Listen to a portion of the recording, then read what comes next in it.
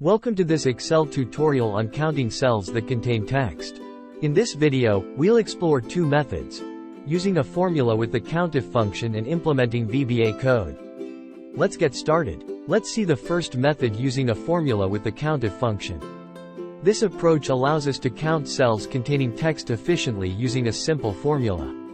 You can use the COUNTIF function to count cells that contain text, not errors, not numbers, not blanks.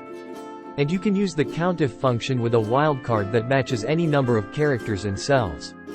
Assuming that you have a list of data in range B1, B6 and you want to count the number of cells with text values only.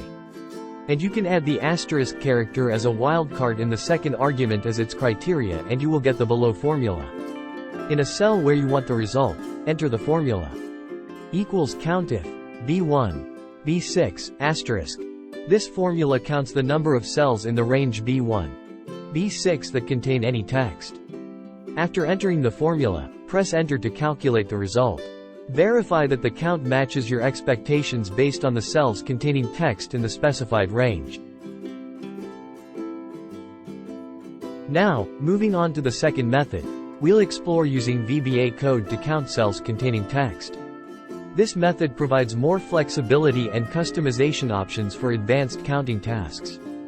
Press Alt plus F11 to open the Visual Basic for Applications editor. Right-click on any item in the Project Explorer. On the left, hover over Insert and select Module to add a new module.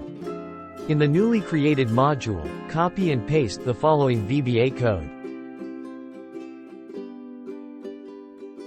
Close the VBA editor and return to your Excel workbook.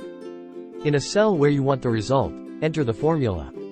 Equals count text cells, B1, B6. Replace B1, B6 with the range where you want to count cells containing text. After entering the formula, press enter to execute it. The VBA function will count the number of cells containing text in the specified range. Thanks for tuning in to this Excel tutorial on counting cells that contain text.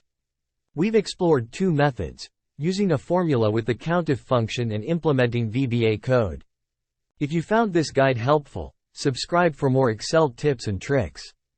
Thanks for watching.